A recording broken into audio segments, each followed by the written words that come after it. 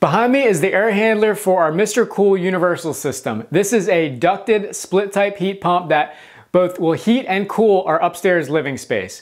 MRCOOL graciously set this equipment out for us to install and take you along every step of the way, from the indoor unit, line sets, outdoor unit, and everything in between. So without further ado, let's step back a moment in time.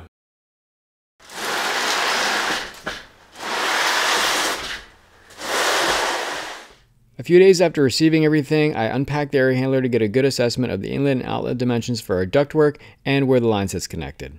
These line sets are pre-charged with refrigerant and they're a fixed length, so it was important to me to get a close enough length that we wouldn't have too much excess, and obviously we didn't want to have lines that were too short either. I used our Chief Architect software to plan not only the size of the pad, but the orientation of the units and how the line sets are going to come off in order to give us the correct length without too much excess or too little. This software was a huge help in making this install look really professional.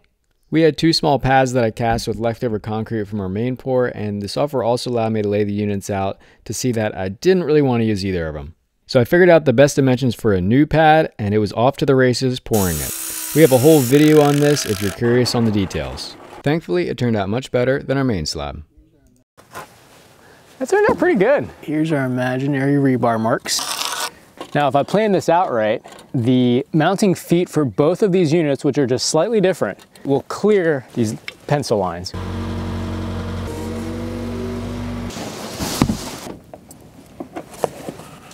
you got the heavy end.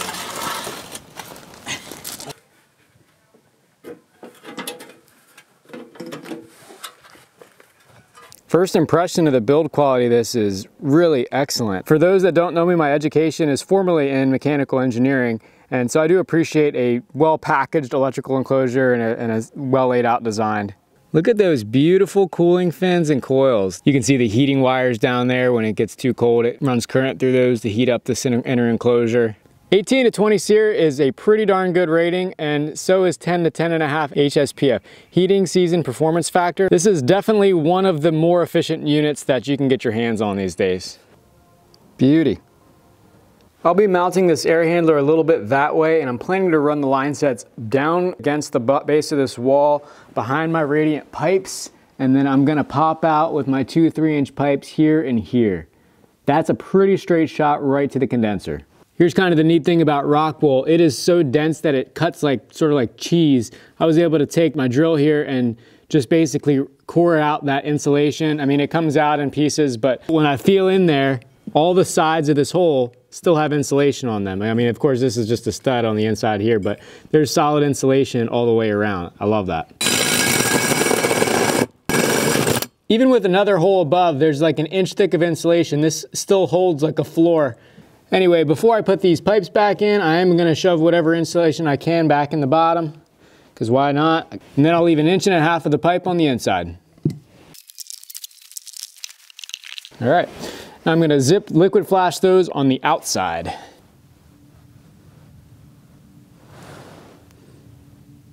Gonna let that dry and set a while before we actually feed the line sets through it. Marked out my locations, and now I will be anchoring the feet for this guy. To anchor, I just pre-drilled with my rotary hammer and drove 5/16 by 3-inch tap cons in the slab.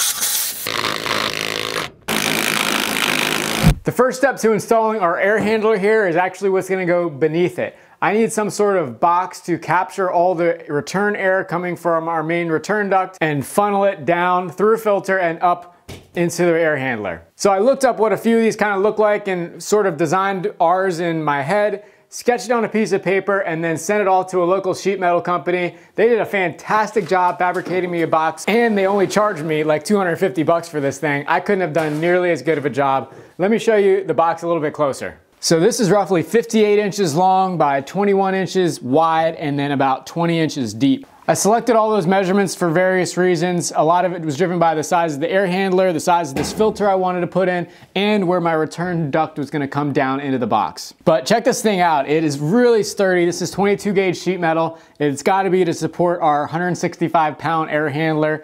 So there's actually a brace under this section right here. And of course the air handler is gonna sit on top of this, and I'm going to seal around the perimeter at where it meets. This door here is my filter slot. The guys did a fantastic job at fabricating up a little door here with a slotted channel that I can take my 20 by 20 by 4-inch filter and it just slides right in there, just like that.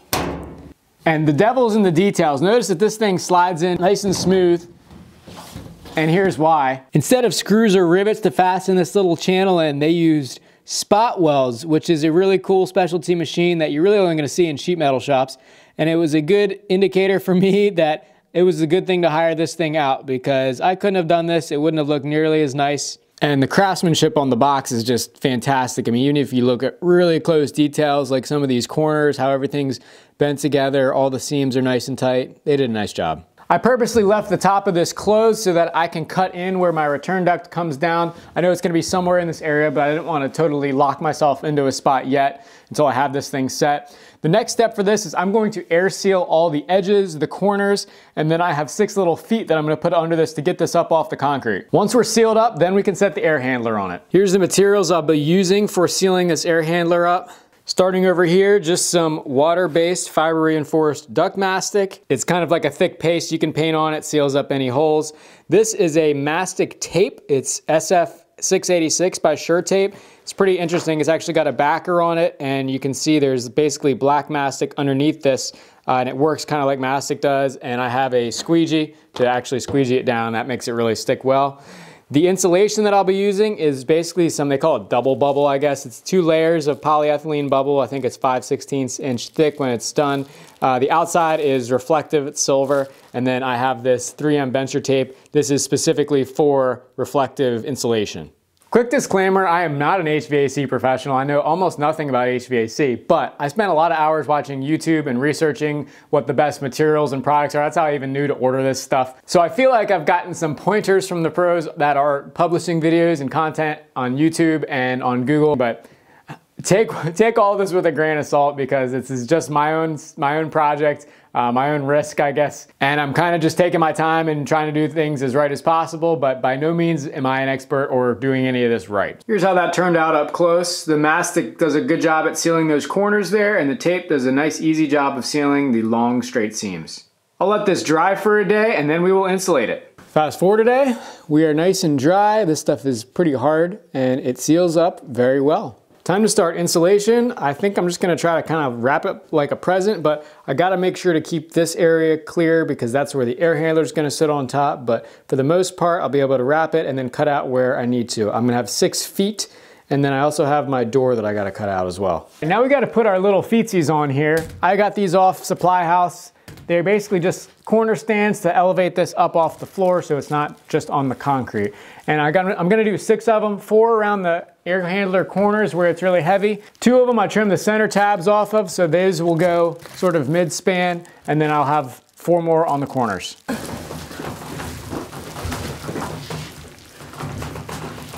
Like this? Mm-hmm. How heavy are we talking? 165 pounds, so really with 2 people it's not that. Well, I guess let's move it, let's scoot it here, and then we lift, set. Yeah. Okay. Scoot. Ready? 1, 2.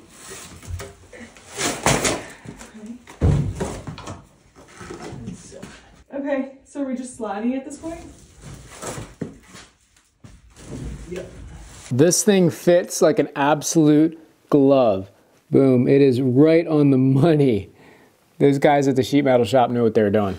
So I'm gonna air seal this joint here with some butyl tape, and then I'm going to use these little guys. I just made this out of what's called drive material. It's for fastening ducts together. I'm gonna use this as sort of a bracket, put 1 screw above, 1 screw below, and that will hold the air handler down to the plenum so it never falls off, hopefully. After only a few uses, I'm a big fan of this SF686 tape. The release backer makes it much easier to apply, and this stuff is really sticky. Using a squeegee, you can get it nice and flat too. I'm not really sure whether this built-in metal screen needs to be used if I have a regular filter. If you're an HVAC person or know otherwise, let me know in the comments.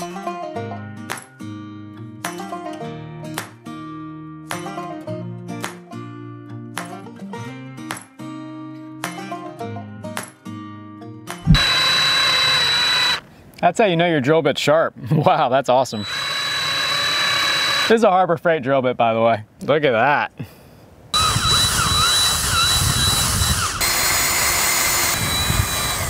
Got our hole on the inside. Just got to take a piece of 10-2 Romex and run that over to my main panel.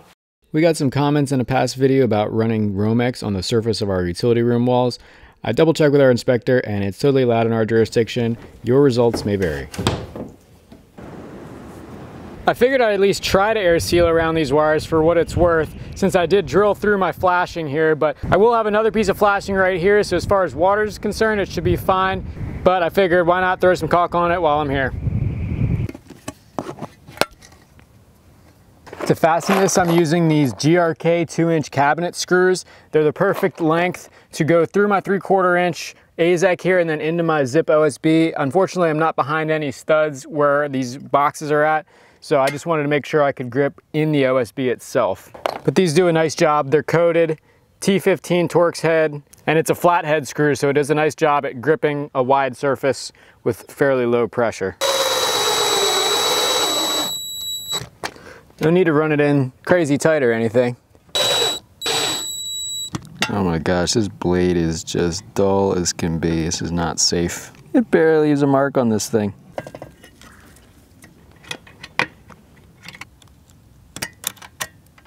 Gotta mark this because it's not being used as a neutral wire. It's a hot wire. This is 10-2, so 2 conductors plus the ground, 10 gauge. Had to get a little bit creative to make the electrical whip fit here to the unit. I had to swap sides, so I'm gonna have to plug this hole. And then I stole the right angle fitting off of my DIY mini split unit so that I could have 2 right angle fittings here, because the issue is the wires have to travel like another 2 feet to get to their terminal block on this Universal. So this 6-foot whip just barely cut it with the distance that I had to go there from the box. On the mini split unit, I swapped the straight connectors, so now these are both straight connectors. I'm thinking I'm gonna do a right angle up there too, just to make it look a little bit nicer. I think that would look better. So now I'm gonna crimp this ring terminal. This is meant for a 10 gauge wire, and that will allow me to connect to these guys right here.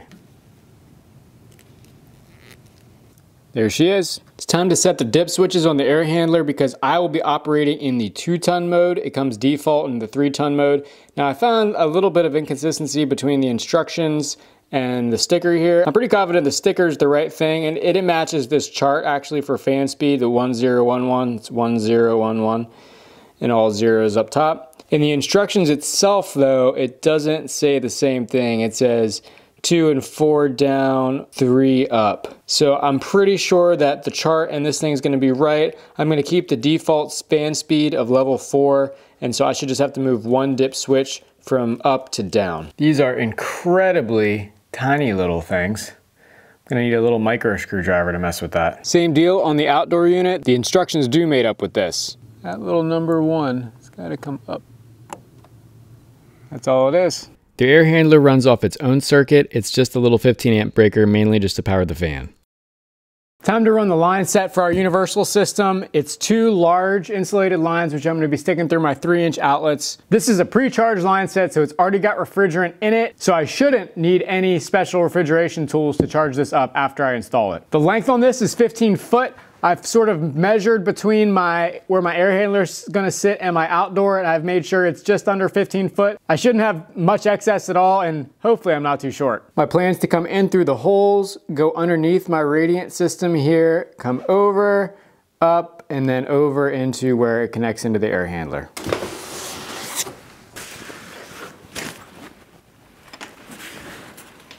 Before the line set can be connected to either the indoor or outdoor units, there's a quick connect adapter that needs to be torqued on. Then the line sets could be routed up through the knockout in the outdoor unit and screwed onto the adapter. 37 foot-pounds is a lot. Seems like a lot for this little thing.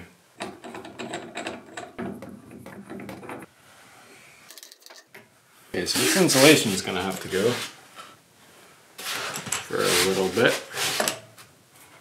Before I get too busy connecting these line sets, I wanted to make sure I wouldn't need to access this panel anymore, and it's a good thing I checked because I forgot about the condensate drain. That is this little knockout here that I knocked out. That's the drain port that I'm going to be coming out of, and then I'm going to be hooking up this beautiful little thing. It's a special HVAC trap that's clear, and it comes with a brush so that you can clean out any algae or anything that gets clogged up in there.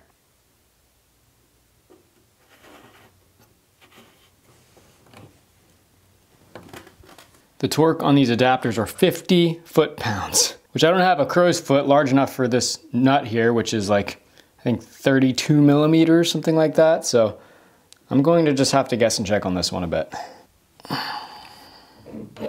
It's pretty tight.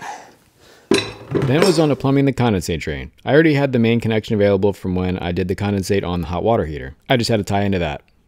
As always, got to make sure it works. So I'm gonna pour like a cup of water down here, see if I can get this thing to fill up. Yep, definitely hear it flowing down the line. Takes a little while though. There she is. Okay, we got a working condensate drain. The neat little brush that comes with this is a really nice addition. I wish they had a better storage solution, but I'm just gonna try to loop it in here, I guess, and that's where it can live. Just to sanity check, we are, well, I just tapped it, but we're clearing our filter screen. That's good news. Just gonna fasten this thing to the wall. The next thing is electrical stuff. We gotta do the thermostat wire from here all the way upstairs to where our thermostat's gonna be, and then the control wire, which is still another thermostat wire, from here to the outdoor unit so they can communicate. I'm using this 18/8 thermostat wire. It's got 2 conductors more than I actually need. I only need 6, I believe, and this is 8. But better to have too many than not enough. And then on the outdoor portion of this, I'll be encasing it in this liquid tight flexible conduit. That'll just go right to my unit, and I'll run it back in right through one of the holes that my line sets came through. Fishing this wire outside seemed like a really straightforward task until right about here. My whole night just got totally derailed by changing the foam gun that I was using to seal around those penetrations. My disposable can ran out, so I have this Pro stuff. This is all you need to see about using the Pro gun. I would not recommend it. There's literally only like one single mini thread there to engage with this, and it's almost impossible to get the can to sit correctly on the gun unless it's a brand new can and a brand new gun. Can you tell I'm just a little bit frustrated? Now I'm gonna have to go finish that thermostat cable with my dang spotlight. There's our thermostat wiring, really nothing to it.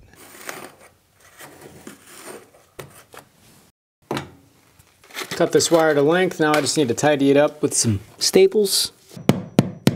Definitely not an easy place to get to. Probably should have ran this before I set the air handler in, but hindsight is always 20/20. That's the wire from indoor to outdoor unit. Now we just need to go from indoor unit up to where our thermostat's gonna be upstairs. This wall right here is a pretty central area, so I think that is where we want to mount the thermostat. Just remember, there's LVL blocking right under the steel column. I might have to drill like over here. I'll go down and check that right now. All right, I just gotta shift one bay over. So this is where I'll feed everything down from, all the way back to the air handler. See, I have really no clue how much I need down there. I'm just gonna unroll a whole bunch of it, feed it down in.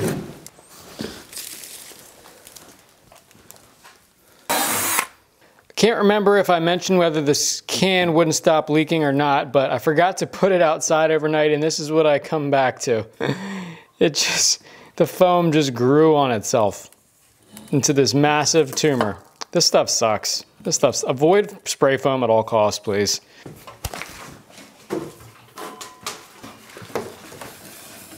I just gotta finagle it around all this crap in here. So once I get this to the air handler, I'll sort of clamp it in there and then work my way back and tidy all this up. I think that's kind of the scheme I'm gonna follow for all the wiring in the house. Find your start point, find your end point, work your way from one to the other, and then go back and tidy everything. That should have everything secure into the air handler. Now let's work our way back. Just so happens that 2 of these brown wires fit perfectly under a 1/2-inch Romex cable stable. I'm so glad I got plywood everywhere. If I just had drywall and had to find all these studs, that would just be misery, total misery.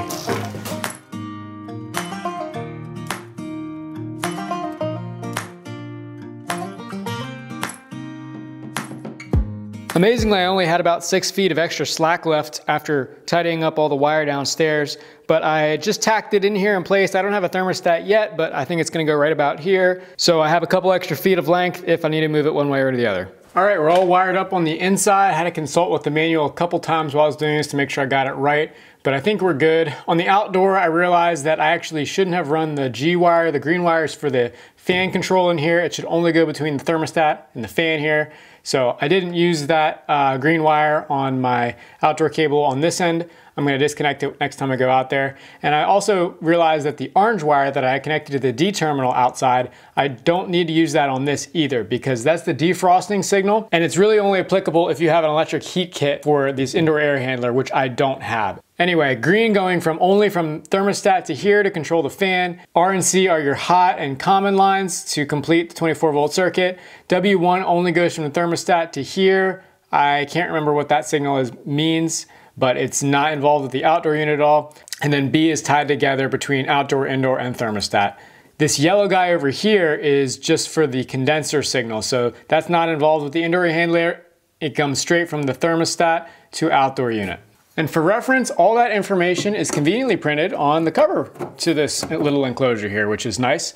Looks like W1 is actually the heater control signal, which I believe is for this heat kit, which I don't have installed. So I actually probably don't need that W1 wire connected either. So with that little bit of wiring, we are basically complete the whole unit installation, both the indoor unit and the outdoor unit. Now I can't fire this up yet because I don't have ductwork attached to it. That is a much larger project for a whole nother day, but I hope you were able to get something from this video when it comes to the actual unit installation. Like I said earlier, I'm not an HVAC professional, and that is kind of what I really like about this system. The fact that I can just read the manual and watch some videos and install my own HVAC system, hopefully successfully. We'll see when we start it up. That is a really cool selling point for the MRCOOL units with the precharged line sets. So if you're looking to switch out your old oil burning furnace, I think this is going to be a great option if you're interested in trying to do some work yourself. Of course, there's the option of using conventional line sets on this unit. In fact, there's adapters that came with it for that exact purpose. So even if you do hire out the install, this is a pretty solid, cost-effective unit. I'm really excited to fire it up and see how it performs. As always, thanks for watching, and we will see you on the next one.